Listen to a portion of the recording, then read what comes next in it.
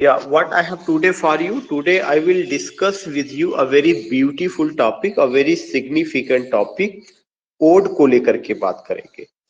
Odd जो है ये सब्जेक्टिव फॉर्म ऑफ पोइट्री है। ओड पर अभी हमने बात नहीं किया था।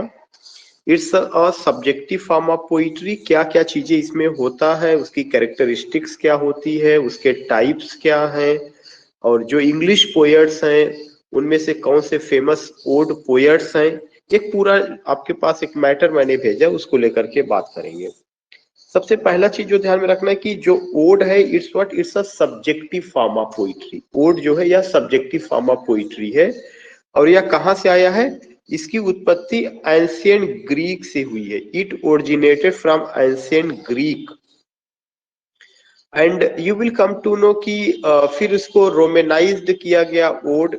और ओड होता क्या है? It's a type of lyric. Ode is a type of lyric poetry. यह लिरिक पोइट्री है। लिरिक पोइट्री कौन सी होती है? जो भी सब्जेक्टिव फॉर्म ऑफ पोइट्री होती है, जिसमें पोएट्स अपनी इमोशंस को, अपनी फीलिंग्स को, अपने जज्बात को, अपने ख्यालात को इजहार करता है रीडर से, और उसमें उसके थॉट ज्यादा इंपॉर्टेंट होते हैं, ना कि जो है ऑब्जेक्ट इंपॉर्टेंट होता है।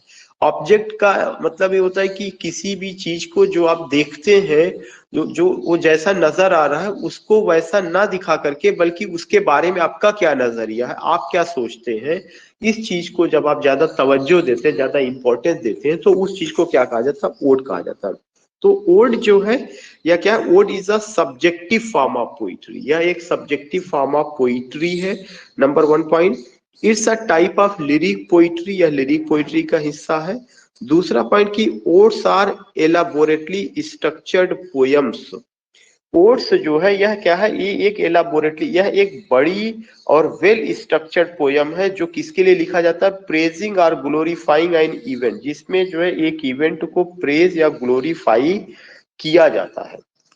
तो we come to know what, we come to know कि ode is a type of lyric poetry. Odes are elaborately structured poems praising और ग्लोरीफाइंग एन इवेंट। ओड जो होगा इसमें किसी जो है ऑब्जेक्ट को, किसी पर्सन को लेकर के उसका ग्लोरीफाई किया जाता है। ग्लोरीफाई माने प्रशंसा करना। प्रेस का भी मतलब भी क्या होता है? प्रशंसा करना होता है। तो अभी तक कितने पॉइंट मिले? 3 पॉइंट मिले। 3 पॉइंट क्या क्या है? It's a lyric poetry, number one. दूसरा चीज क्या है? यह एलाबोरेटली स्ट्रक्चर्ड। एलाबोरेटली स्ट्रक्चर्ड मतलब एक बड़ी पोयम है और वेल स्ट्रक्चर्ड होता है। वेल स्ट्रक्चर्ड का मतलब पूरी पोयम को 3 हिस्सों में बांटा जाता है कि हाँ, पहला हिस्सा, दूसरा हिस्सा, तीसरा हिस्सा, एक स्ट्रक्चर उसका होता है। और ये पोयम किसके लिए? इस पोयम में क्या बताया जाता है? In this poem you find कि someone is glorified, someone is praised. कुछ लोगों को प्रेज किया जाता है, ग्लोरीफाई किया जाता है। और जिन लोगों को प्रेज या ग्लोरीफाई किया जाता है वे इवेंट हो सकते हैं, इंडिविजुअल हो सकता है। Describing nature intellectually as well as emotionally. और वह क्या करते हैं? जिनकी तारीफ की जाती है, जिनका एक तरह से आप कह सकते हैं प्रेस किया जाता है, जिनकी तारीफ की जाती है, उसमें उनके नेचर को जो है डिस्क्राइब किया जाता है, और इंटेलेक्चुअली उनके नेचर को जो है आप कह सकते हैं कि बौद्धिक स्तर पर उसकी तारीफ की जाती है। तो जो तारीफ के लिए जो वर्ड यूज किए जाते हैं, या आप कह सकते हैं जो कशीदे गढ़े जाते हैं तारीफ में, वो जो है आपका उनके नेचर को डिस्क्राइब करना भी हो सकता है, और इंटेलेक्चुअली उनका प्रेस करना भी हो सकता है, एज वेल एज इमोशनली। और साथ ही साथ उसमें इमोशनली, भावनात्मक रूप से भी बातों को रखी जाती है। उसमें दिखाया जाता है कि उस ऑब्जेक्ट के प्रति, उस पर्सन के प्रति उनका इमोशन है, उनका लगाव है। तो यह भी एक बहुत इंपॉर्टेंट पॉइंट होता है। तो I am telling you here what, I am telling you कि हम जो अभी कवर कर रहे हैं वो ओड को कवर कर रहे हैं। ओड क्या है? लिरिक पोयम है। और लिरिक पोयम का मतलब सब्जेक्टिव फॉर्म ऑफ पोइट्री होती है। यह एलाबोरेटली structured poem होता है, and in this poem an individual or an object is admired or praised। और एडमिरेशन में क्या होता है कि उसके नेचर को डिस्क्राइब किया जाता है intellectually as well as emotionally. A classic ode is structured in 3 major parts. करें जो क्लासिक ओड है, क्लासिक क्या होता है? क्लासिक वह शब्द है जो ये बताता है कि जो प्राचीन आप कह सकते हैं, या एंटीक जो होता है, जो सबसे नोबल हो। जब ओड लिखना शुरू किया गया होगा तो ओड का जो सबसे प्राचीनतम रूप है, जब शुरू शुरू में ओड लिखा गया तब ओड को जो है कितने हिस्सों में बांटा जाता था? 3 हिस्सों में। A classic ode is structured in 3 major parts. जो क्लासिक ओड है उसको 3 मेजर पार्ट्स में बांटा गया। ये क्वेश्चन पूछा जा चुका है फिर से। क्लासिक ओड को 3 मेजर पार्ट में बांटा गया, वो कौन कौन सा है? द स्ट्रॉफ, एंटी स्ट्रॉफ और इपोड। वो 3 चीजें कौन कौन सी हैं? The strophe, antistrophe and the epode. तो you come to know here, what you come to know, कि जो क्लासिक ओड रहा है उस क्लासिक ओड को 3 हिस्सों में बांटा गया, the strophe, the antistrophe and the epode. It's a very significant point, हमें ध्यान में रखना है कि क्लासिक ओड क्या कहा जाएगा? क्लासिक ओड वह ओड है जो कि सबसे प्राचीनतम ओड रहा है और उसको 3 हिस्सों में बांटा जाता था। स्ट्रॉफ, स्ट्रॉफ का मतलब क्या होता था कि इसमें एक ग्रुप ऑफ सिंगर होते थे, एक गायकों का समूह होता था, तो वो ओड की लाइन को गाता हुआ जाता था। जब वह ओड की लाइन को जो है आगे की ओर बढ़ता था, आगे की ओर जाता था, राइट टू लेफ्ट, राइट से लेफ्ट की ओर जाता था गाते हुए, तब वो स्ट्रोफ होता था। जब वह उसका अपोजिट आता था, लेफ्ट टू राइट आता था, तब वह क्या होता था? एंटी स्ट्रोफ होता था। और इपोड क्या होता था? जब वह सिंगर या ग्रुप ऑफ सिंगर बीच में रुक करके कोई स्टैंजा गाता था तो उसको इपोड कहा जाता था। मैं यहाँ से फिर से बात करूंगा कि जो क्लासिक पीस ऑफ लिटरेचर है या क्लासिक पीस ऑफ लिटरेचर 3 हिस्सों में बटा हुआ है, स्ट्रॉफ, एंटी स्ट्रॉफ और इपोड। जो स्ट्रॉफ होता था उसमें क्या दिखाया जाता था कि एक ग्रुप ऑफ सिंगर होते थे और वे जो है पोयम्स की कुछ लाइंस को गाते हुए जाते थे। कहाँ से कैसे जाते थे? जो है राइट से लेफ्ट की ओर, दाहिने से बाएं की ओर जाते थे। तो दाहिने से बाएं की ओर जाते समय जिस स्टैंजा को गाते थे उसको स्ट्रोफ कहा गया। फिर क्या आता है? एंटी स्ट्रोफ। एंटी माने अपोजिट, स्ट्रोफ का जस्ट अपोजिट। वही ग्रुप ऑफ सिंगर जो है फिर लेफ्ट से राइट की ओर आते थे। लेफ्ट से राइट की ओर आते हुए जिस स्टैंजा को गाते थे उसको एंटी स्ट्रोफ कहा जाता था। बीच में एक जगह ठहर करके, ना तो वो राइट से लेफ्ट होते थे ना लेफ्ट से राइट होते थे, बल्कि बीच में ठहर करके गाते थे, उसको इपोड कहा जाता। This is well structured. Different forms such as homostrophic ode and the irregular ode also enter। कह रहे हैं कि और भी ओड के रूप है, जिसमें एक रूप है होमोस्ट्रोफिक ओड, जो कि होमोस्ट्रोफिक ओड पोएट होमर के नाम पर रखा गया, और इसके अलावा इरेगुलर ओड भी रहा है। तो होमोस्ट्रोफिक ओड और इरेगुलर ओड, ये भी चीजें हमें जानना जरूरी है कि ये क्या क्या चीजें होती थी या इनको हम कैसे समझ सकते हैं। तो इन सब बातों को हम लोगों ने बात किया, homostrophic ode and the irregular ode. ये ओड के रूप है, जो दूसरे रूप है। Greek odes were originally poetic pieces performed with musical accompaniment. करें कि जो ग्रीक ओड था ये पोएटिक पीसेस था, पोइट्री की शक्ल में आया हुआ था, और ये म्यूजिकल एकम्पनीमेंट होता था। म्यूजिकल एकम्पनीमेंट का मतलब कि ये म्यूजिक के साथ गाया जाता था। It was a musical एकम्पनीमेंट।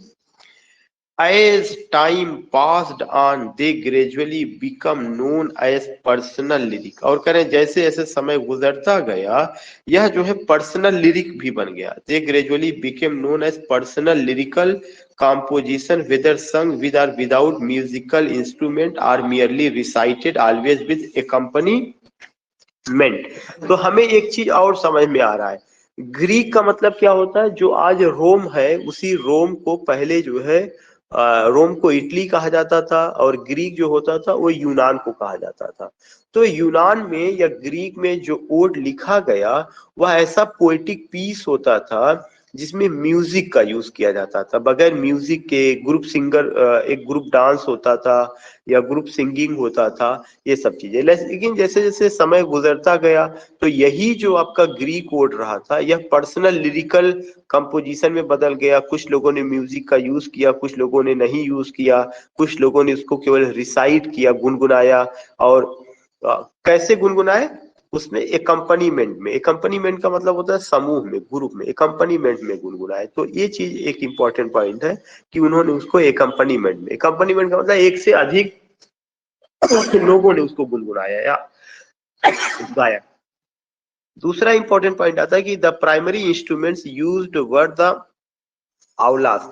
कह रहे हैं कि जो प्राइमरी इंस्ट्रूमेंट यूज किया गया था वो क्या था, आउलास था, AULOS। आउलास क्या होता है, यह म्यूजिकल इंस्ट्रूमेंट था।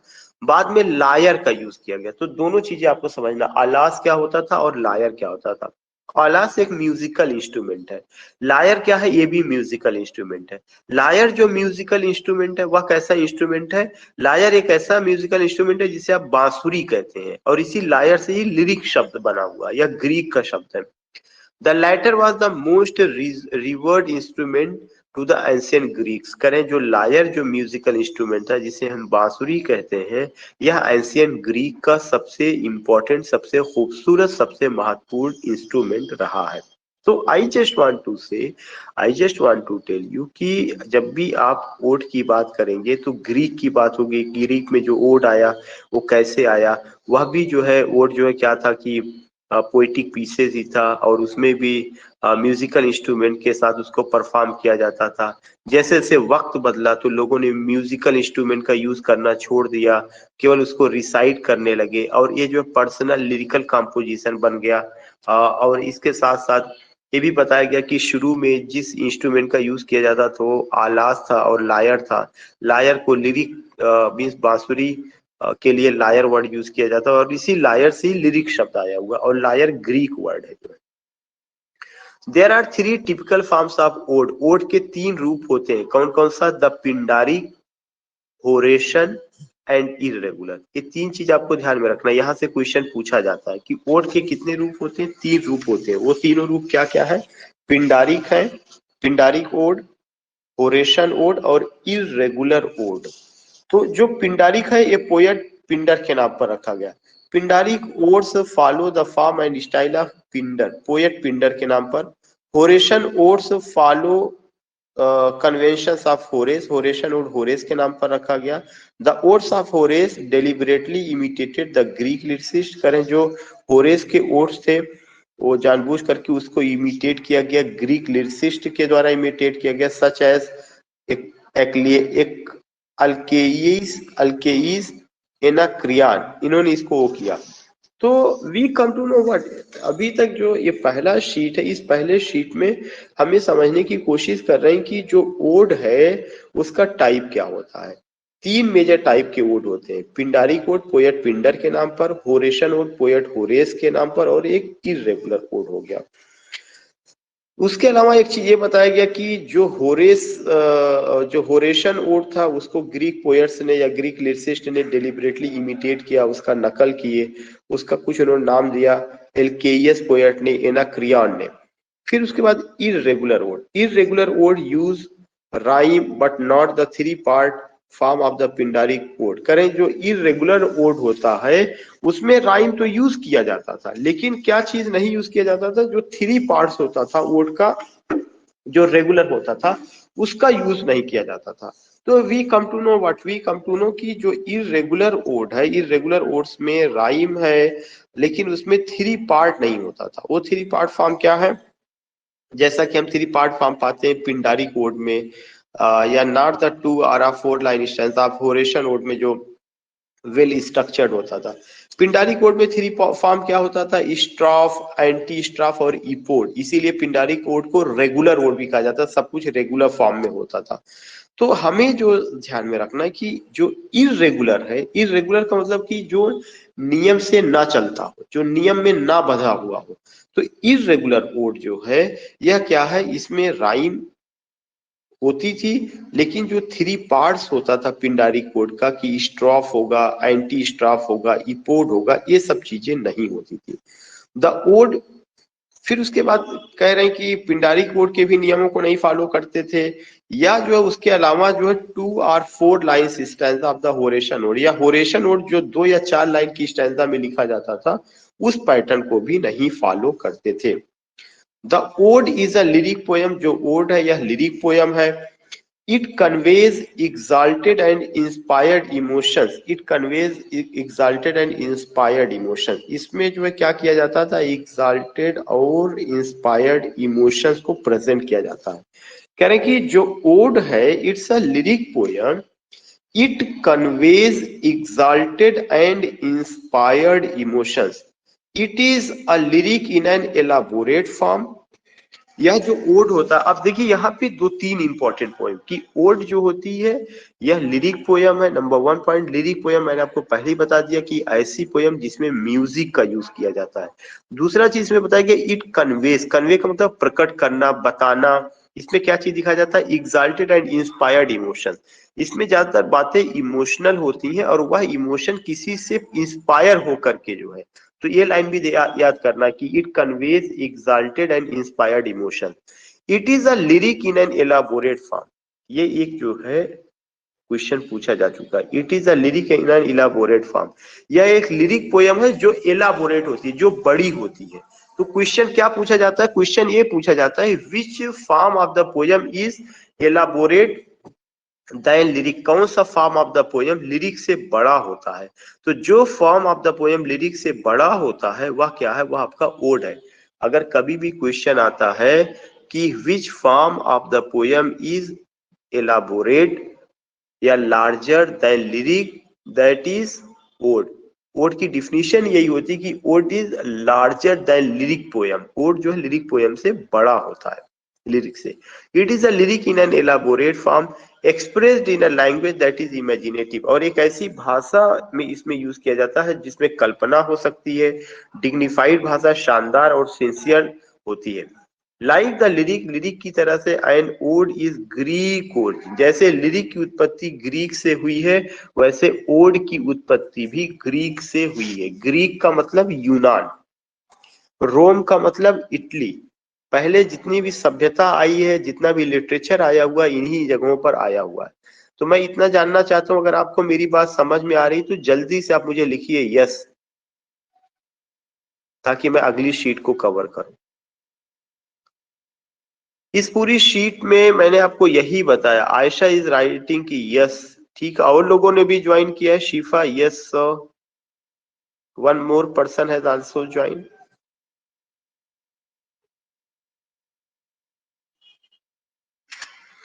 तो इस शीट में जो पहली शीट थी मैंने आपको क्या बताया, ओड क्या होता है। मैंने आपको बताया कि ओड जो है सब्जेक्टिव फॉर्म ऑफ पोइट्री है। इसकी उत्पत्ति एंशियंट ग्रीक से हुई है। ओड एक लिरिक पोयम है। लिरिक पोयम का मतलब कि एक ऐसी पोयम जो कि म्यूजिकल पोयम है, जिसमें म्यूजिक का यूज करके गाया जाता है। और यह क्या होती है, वेल स्ट्रक्चर्ड पोयम होती है, एलाबोरेटली स्ट्रक्चर्ड पोयम होती है। और इसमें क्या होता है कि वी फाइंड कि समवन प्रेज और ग्लोरीफाई, किसका प्रेज या ग्लोरीफाई किया जाता है, इवेंट का या इंडिविजुअल का। समवन प्रेज और ग्लोरीफाई इवेंट और individual, describing nature intellectually as well as emotionally. और उसमें जो नेचर है, किसका नेचर, जो व्यक्ति का नेचर है या जो वस्तु है उसको जो है क्या किया जाता है, डिस्क्राइब किया जाता है, बताया जाता है। और कैसे, इमोशनली और साथ ही साथ इंटेलेक्चुअली, उसके बौद्धिक स्तर और साथ ही साथ भावनात्मक पहलू का यूज करके बताया जाता है। जो क्लासिक ओड रहा है, मतलब जो ओड जो है ग्रीक में आया हुआ था, उस क्लासिक ओड में जिसे आप कह सकते हैं कि पिंडारी ओड भी, पोएट पिंडर के नाम पे जो रखा गया था, वो वेल स्ट्रक्चर्ड ओड था। वो तीन हिस्सों में बांटा गया था, स्ट्राफ, एंटी स्ट्राफ और इपोड। स्ट्राफ जो होता था, एक ओड को एक ग्रुप ऑफ पूरा सिंगर्स होते थे, वे ग्रुप में सिंगिंग करते हुए उसकी लाइंस को गाते थे। तो जो स्ट्राफ होता था यह ओड का वह हिस्सा होता था जब वो राइट से लेफ्ट की ओर गाते हुए जाते थे। और जब लेफ्ट से राइट की ओर गाते हुए आते थे तो उसको एंटी स्ट्राफ कहा जाता था। जब वो बीच में रुक करके गाते थे तो उसको इपोड कहा जाता था। इसके अलावा ओड में होमोस्ट्राफिक और इरेगुलर ओड को भी हम देखते हैं। We see homostrophic ode and also irregular ode. तो these are the things which you get, these are the points which you get कि होमोस्ट्राफिक ओड, इरेगुलर ओड। इसके अलावा आप ये भी देखते हैं कि जो ग्रीक ओड है ओरिजिनली ये क्या था, पोएटिक पीस था। Greek odes were originally poetic pieces performed with musical accompaniment, और इसको म्यूजिक के साथ गाया जाता था। जो ग्रीक ओड है यह ओरिजिनली पोएटिक पीसेस था, म्यूजिकल इंस्ट्रूमेंट के साथ गाया जाता था। जैसे जैसे टाइम गुजरा इसमें आप देखेंगे कि लोगों ने म्यूजिक का यूज करना बंद कर दिया, इसको अपना पर्सनल लिरिक कंपोजिशन बना लिया, केवल रिसाइट करने लगे, गुनगुनाने लगे, मतलब गाते थे लेकिन बगैर म्यूजिक का यूज करते हुए, बगैर वक्त के साथ। लेकिन शुरू में म्यूजिक इसमें बहुत ज्यादा यूज की गई है। फिर उसके बाद ये बताया गया कि जब ये गाया जाता था तो एक एकम्पनीमेंट में, ग्रुप में, कोरल सॉन्ग जिसको हम कहते हैं, ग्रुप में गाया जाता था। और इसके अलावा जिन म्यूजिकल इंस्ट्रूमेंट का यूज किया गया था उसको ग्रीक में आलॉस और लायर कहा गया।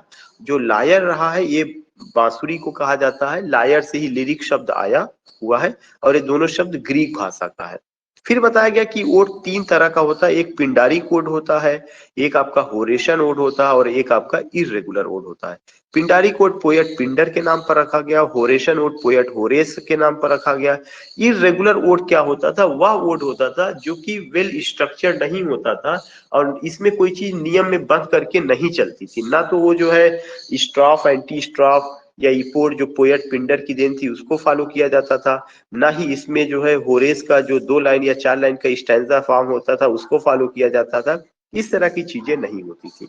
उसके बाद बताया गया कि ओड की क्या क्या खासियत है। ओड में जो है इमोशंस को तरजीह दी जाती है, या एक इमोशनल पोयम है, या एक लिरिकल पोयम है, लार्जर देन लिरिक है, and it conveys exalted and inspired emotions. इसमें एग्जाल्टेड और इंस्पायर्ड इमोशंस होता है, मतलब पोएट ऐसा लगता है काफी एग्जाल्ट है, काफी खुश है, जॉयफुल मूड में है, और इमोशंस को तरजीह देता है। यह एक लिरिक पोयम है जो कि एलाबोरेट फॉर्म में होती है, expressed in a language that is imaginative, और इसको एक्सप्रेस किया जाता था एक ऐसी भाषा में जो जिसमें इमेजिनेशन का यूज है। काफी चीजें डिग्निफाइड होती थी, सिंसियर होती थी। दीज थिंग्स वी सी कि डिग्निफाइड, सिंसियर। फिर like the lyric and ode is of Greek origin, कह रहे हैं कि लिरिक की तरह से जो ओड है एक ग्रीक ओरिजिन का होता था। Like the lyric and ode is of Greek origin, lyric की तरह से जैसे लिरिक की उत्पत्ति ग्रीक से हुई वैसे ओड की भी उत्पत्ति ग्रीक से हुई है। अब यहाँ पे बात की जा रही इंग्लिश ओड की बात। The lyric can be on various themes, करें जो लिरिक पोयम है वो कई थीम पर हो सकता है। The earliest odes in the English language use the word in its strict form were the epithalamium and prothalamium of Edmund Spenser. करें कि जो अर्लीस्ट ओड था इंग्लिश लैंग्वेज में, using the word in its strict form, उन्होंने word का strict form में use किया, और उसमें एपिथैलेमियम और प्रोथैलेमियम का यूज किया गया। और ये किसके द्वारा? Edmund Spenser. एडमंड स्पेंसर ने जो पोयम था उन्होंने अपनी पोयम में एपिथैलेमियम और प्रोथैलेमियम, दीज आर द 2 पोयम्स, ये 2 पोयम्स हैं। इन 2 पोयम्स को आप देखते हैं किसका यूज किया गया था। तो जो लिरिक्स है, the lyrics can be on various, कई तरह की थीम को लेकर के बुना गया था। उसमें जो अर्लीस्ट ओड्स होता था खास करके इंग्लिश लैंग्वेज में, using word in its strict form, और जो English poet Edmund Spenser English poet है, एलिजाबेथन एज के हैं, इनका एक पोयम है एपिथैलेमियम। एपिथैलेमियम का मतलब होता है सेल्फ मैरिज सॉन्ग। दूसरा है प्रोथैलेमियन, अदर्स मैरिज सॉन्ग, इसका यूज किया जाता था। तो ये भी एक तरह के ओड के स्ट्रक्चर को या इस तरह की चीजों को लिया गया। In the 17th century the original odes in English were, करें कि सही से ओड जो है कब लिखा गया? 17वीं शताब्दी में लिखा गया, और लिखने वाले का नाम क्या था? Abram Cowley. ये क्वेश्चन पूछा जा चुका है। अब्राम काउले जो है इन्होंने 17वीं शताब्दी में ओड को लिखा था। In the 17th century the original odes in English were, जो ओरिजिनल ओड्स इंग्लिश में आया वो अब्राम काउलो ने लिखा हुआ था। और ये जो ओड था ये आयाम्बिक मीटर में था। कौन से मीटर में था? आयाम्बिक मीटर, ये भी आप ध्यान में रखिएगा, आयाम्बिक मीटर में। But had irregular in length, लेकिन अब्राहम काउले ने जो ओड लिखा वह क्या था? इरेगुलर था, वो रेगुलर नहीं था। वह क्या था? इरेगुलर ओड था। तो I would like to tell you what की I would like to tell you, अगर कभी भी क्वेश्चन आता है कि इंग्लिश में इरेगुलर ओड लिखने की शुरुआत किसने की, तो अब्राहम काउले ने की है। अब्राहम काउले किस सेंचुरी के पोएट थे? 17th सेंचुरी के पोएट थे। उन्होंने जो वर्ड लिखा किस मीटर में है? आयाम्बिक मीटर में है। आयाम्बिक मीटर कौन सा होता है? वह मीटर होता है जिसमें जो है हम जिसमें पहला सिलेबल अनस्ट्रेस होगा और दूसरा सिलेबल स्ट्रेस्ड होगा, उसको आयाम्बिक कहा जाता है। और साथ ही साथ यह क्या था, इरेगुलर था, क्योंकि इसका जो लेंथ पैटर्न था, जो राइम स्कीम था, वो एक जैसा नहीं था, कोई नियम में नहीं बन के चलता था। Cowley based the principles of the पिंडारिक on an apparent misunderstanding of Pindar symmetrical practice, but nonetheless other widely imitated his style with notable success by John Dryden. बाद में अब्राहम काउले की स्टाइल को जॉन ड्राइडन ने follow किया। अगर ये question आएगा कि अब्राहम काउले की स्टाइल को किस इंग्लिश पोएट ने फॉलो किया, जॉन ड्राइडन ने। जॉन ड्राइडन भी 17वीं सेंचुरी के पोएट है और किस एज के, रेस्टोरेशन एज के रहे। तो ये चीज आपको ध्यान में रखना है, जब आप इंग्लिश ओड की बात करते हैं तो इंग्लिश ओड में ये पार्टिकुलर पॉइंट आपको ध्यान में रखना है। इसके अलावा जो और चीजें हैं, विथ पिंडर से मीटर करें, पिंडर के मीटर के बाद being better understood in the 18th century the fashion for Pindaric odes faded. करें कि जो पिंडारिक ओड था वो आहिस्ता आहिस्ता इंग्लिश ओड से खत्म हो गया, मतलब इंग्लिश ओड में पिंडारिक ओड का कोई जगह नहीं रही। फिर उसके बाद एक और दूसरे पोएट आते हैं जिनका नाम है though there are notable actual Pindaric odes by Thomas Gray. कह रहे हैं कि इसके अलावा टॉमस ग्रे नाम की एक पोएट, ये पोएट आपके यहाँ सिलेबस में है। टॉमस ग्रे ने पिंडारिक ओड लिखा और वह ओड क्या है, द प्रोग्रेस ऑफ पोएजी। उनके ओड का नाम द प्रोग्रेस ऑफ पोएजी, दूसरा क्या है, the bard, the progress of poesy, the bard. I would like to tell you a very important thing, ये सब चीजें आपको ध्यान में रखना है। इंग्लिश पोएट में इरेगुलर ओड लिखने की शुरुआत अब्राहम काउले ने की है। नंबर 1 पॉइंट, इरेगुलर ओड क्या होता है, जो किसी नियम में बंध के नहीं चलता है, जिसका कोई पैटर्न नहीं है, length pattern, line length pattern नहीं है, सही से राइम स्कीम नहीं है। बाद में अब्राहम काउले की स्टाइल को जॉन ड्राइडन ने फॉलो किया। जॉन ड्राइडन भी नियो क्लासिकल आपके रेस्टोरेशन एज के पोएट रहे हैं, उन्होंने उसको फॉलो किया। इसके अलावा आप देखते हैं कि जो और इम्पोर्टेंट पोएट है जिसमें एक टॉमस ग्रे है। टॉमस ग्रे के अलावा टॉमस ग्रे एक बहुत इंपॉर्टेंट पोएट है जिनका एक पोयम है elegy written in a country churchyard. Thomas Gray ने द प्रोग्रेस ऑफ पोएजी लिखा और द बार्ड लिखा। And you see it here कि ये उनकी पोयम का एग्जांपल है। There was a time when meadow, grove and stream, the earth and every common sight to me did seem apparel. ये William Wordsworth से लिया गया है। ये पूरा पोयम जो है किसका, विलियम वर्ड्सवर्थ का है। Excerpt from Wordsworth imitation of immortality, वहां से लिया गया। Around 1800 William Wordsworth revived Cowley's. करें कि लगभग 1800 ईस्वी में विलियम वर्ड्सवर्थ नाम के पोएट ने काउले की जो स्टाइल थी उसको एडॉप्ट किया। Cowley's Pindaric for one of his finest poem, और उस पोयम का क्या नाम है, इंटीमेशंस ऑफ इमॉर्टैलिटी। ये क्वेश्चन पूछा जा सकता है कि इंटीमेशंस ऑफ इमॉर्टैलिटी किसका है। इंटीमेशंस ऑफ इमॉर्टैलिटी यह एक ओड है जो विलियम वर्ड्सवर्थ ने लिखा है। Others also wrote odes, Samuel Taylor Coleridge, poet Samuel Taylor Coleridge हैं, जॉन कीट्स हैं, पर्सी बायसी शेली हैं, इन सब लोगों ने। इसके अलावा ode to the west wind, ode to the west wind H PB Shelley का पोयम है, टर्जा राइमा में। Ode to the west wind एक क्वेश्चन पूछा जा चुका है। Ode to the west wind किसका पोयम है, पीबी शेली का। Ode to the west wind is a poem of PB Shelley, और किसमें लिखा गया, टर्जा राइमा। टर्जा राइमा कितने लाइन का स्टैंजा होता है, 3 लाइन्स का स्टैंजा होता है, इटालियन स्टैंजा फॉर्म है। तो मैंने कई बार बताया, एक और क्वेश्चन क्या बन रहा है कि अब्राहम काउले का जो स्टाइल था जिसको जॉन ड्राइडन ने फॉलो किया, बाद में उसी स्टाइल को विलियम वर्ड्सवर्थ ने अपनी एक ओड में, और उस ओड का क्या नाम है, the intimations of immortality. The intimations of immortality William Wordsworth का पोयम है। इसके अलावा Samuel Taylor Coleridge, John Keats, Percy Bysshe Shelley, ये सारे के सारे लोग इसको फॉलो करते हैं। Who wrote ode with regular stanza pattern. Shelley's ode to the west wind written in 14 line terza rima stanzas. करें जो शेली का ओड है ode to the west wind, ये कितने लाइन में, 14 लाइन में, 14 लाइन में, 14 लाइन। हर स्टैंजा कितने लाइन का, 14 लाइन का। Written in 40 line terza rima stanza.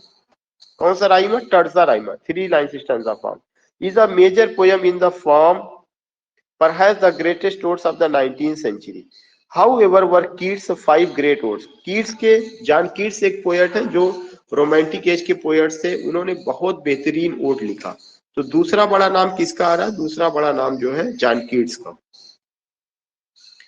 However, were Keats का 5 great odes were, John Keats का 5 ग्रेट ओड कौन कौन सा? Ode to nightingale, ode on melancholy, ये सब चीजें ओड रहा है जो बहुत इंपॉर्टेंट रहा है। ओड टू नाइटिंगेल था, ओड ऑन मेलंकली है, ओड ऑन ग्रेसियन अर्न है, और ओड टू साइकी है। इस तरह से करके जो है उनका बहुत फेमस ओड रहा है। ये बातें तो हम लोग यहाँ तक कर चुके हैं, वही चीजें रिपीट हो चुकी। यहाँ से था कि जॉन कीट्स का कौन कौन सा ओड था? Ode to nightingale, ode on melancholy, ode on a Grecian urn, ode to Psyche and to autumn. ये 5 ओड है। ये पैसे जो दिया गया जो हमने पिछले वहां पे डिस्कस किया हुआ था। तो you see what you see की इंग्लिश ओड का अपना एक परंपरा रही है।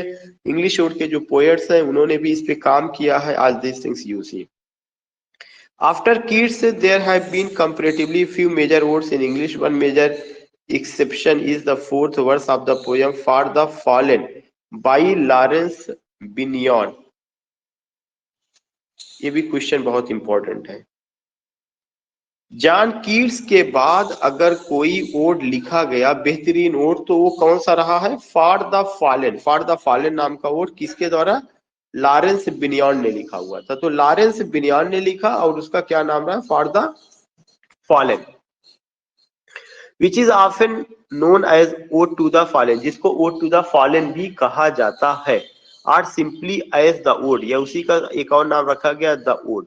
तो वी सी की जब भी आप इंग्लिश पोएट की बात करेंगे तो जॉन कीट्स की बात करेंगे, विलियम वर्ड्सवर्थ की बात करेंगे, पी शेली की बात करेंगे, कॉलरिज की बात करेंगे, और कीट्स के बाद जो है एक बड़ा नाम है लॉरेंस बिनियॉन का, जिनका पोयम का नाम है for the fallen, for the ode. उसके अलावा W.H. Auden also wrote ode. W.H. Auden ने भी ओड को लिखा। One of the most popular poems from his earlier career when he lived in London. कह रहे हैं कि जब वो लंदन में रह रहे थे तब उन्होंने लिखा। In opposition to people's ignorance over the reality of war, in an interview, Arden once stated that he had intended to title the poem "My Silver Age." कह रहे उन्होंने उस पोयम का जो नाम, जो ओड उन्होंने लिखा, उसका टाइटल वो रखना चाहते थे my silver age, in mockery of England supposed imperial golden age. However, choose old as it seemed to provide a more sensitive exploration of warfare. और इसमें किसको लेकर के लिखा गया? वार को लेकर के लिखा गया। तो W.H. ऑर्डन 20वीं सेंचुरी के पोएट है। W का मतलब वेस्टर्न, WYSTAN, एच का मतलब ह्यूज, HUGH, ऑर्डन। तो वेस्टर्न ह्यूज ऑर्डन जो है, W.H. ऑर्डन जिनका नाम वेस्टर्न ह्यूज ऑर्डन है, वेस्टर्न ह्यूज ऑर्डन ने ओड लिखा, और यह जो ओड था वो जो है माई सिल्वर एज के नाम से वो रखना चाहते थे, और लेकिन बाद में उन्होंने उसका नाम बदल दिया और उसको उन्होंने जो है ओड केवल कहा। However choose ode. उसके बाद एक और जो ओड है, ode on a Grecian urn. करें कि ode on a Grecian urn, ये जो है विलियम जॉन कीट्स का ओड है। व्हाइल एन इक phrases also function as an ode to the artistic beauty, the narrator observes the English odes must common rhyme scheme। करें जो English odd है उसका जो राइम स्कीम है, एक क्वेश्चन पूछा जा चुका है। इंग्लिश ओड का राइम स्कीम क्या है? ABABCD CDE। ध्यान से सुनना है, ABABCDE। जो इंग्लिश वर्ड है उसका राइम पैटर्न ABAB। पहली लाइन तीसरी लाइन से, दूसरी लाइन चौथी लाइन से, और फिर पांचवी लाइन आपकी सातवीं लाइन से। 6 6 4 10 नहीं, आपका पांचवी लाइन जाके मिलेगा, पांचवी लाइन आठवीं लाइन से, छठी लाइन नौवीं लाइन से, सातवीं लाइन 10वीं लाइन से। इस तरह से इसमें किया गया। तो ये चीज आपको ध्यान में रखना है। Centuries were occasionally set to music. Composers such as Purcell, Handel, आज ये सब लोगों ने थोड़ा सा उसमें सपोर्ट किया है। बाकी ये बड़ा नाम है कि जो नोटेबल प्रैक्टिशनर्स रहे हैं ओड के, कौन कौन से, होरेस थे, शेरान आर्ट थे, Thomas Gray, John Keats, Samuel Taylor Coleridge, William Wordsworth, Percy Bysshe Shelley, Pablo Neruda, Alvaro de Campos, Thomas Nashe, John Donne, Allen Tate, Gary Soto, Ronsard, Federico Garcia Lorca. These were the well-known poets. So in this way, you came to know about what you came to know about ode. I just want to know your quick response कि आपको क्या सारी चीज समझ में आ गई है या नहीं. अब्दुल रिजवान पूछ रहे हैं कि ओड क्या है. लग रहा आपने लेट ज्वाइन किया. अब्दुल रिजवान, जो ओड होता है एक पोयम होती है. आपके यहाँ बीए सेकेंड ईयर में पोइट्री चल रही है और पोइट्री में जो पोयम से लिखी जाती है उस पोयम्स का अलग अलग रूप होता है. कोई पोयम ओड होता है, कोई लिरिक होता है, कोई सोनेट होता है. जैसे अगर आप उर्दू में पढ़ते हैं तो किसी पोयम को गजल कहते हैं, किसी को मरसिया कहते हैं, किसी को कुछ और नाम से जानते हैं.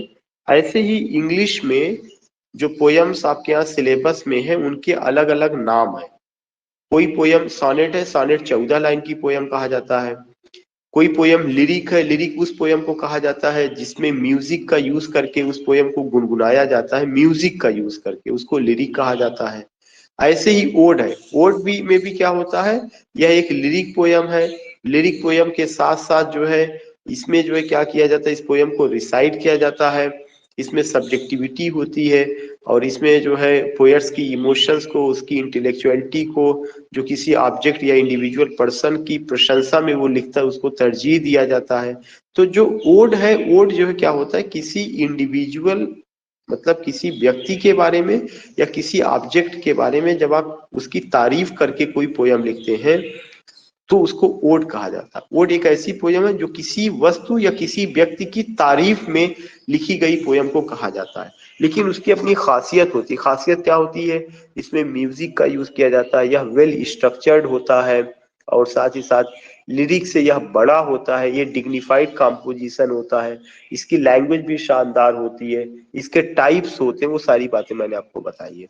अब now give me your quick response कि हाउ डू यू फाइंड या हाउ डू यू सी, कि आपको कैसे समझ में आया या how do you take this poem, in what way you go and how to understand the poem, what do you get here, and are you able to understand or not, these things you have to give me. So I just want to say, I just want to tell you कि जब कि whether you grasp it or not.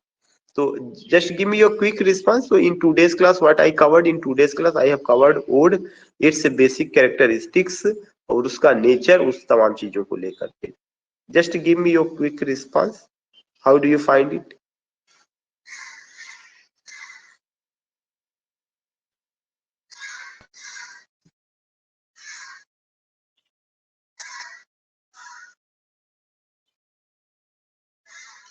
किसी को कोई problem तो नहीं है जिन लोगों ने ज्वाइन किया इसे.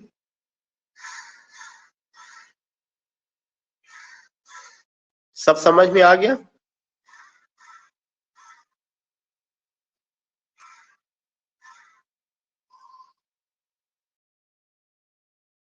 आशिया करे यस, शिफा यस.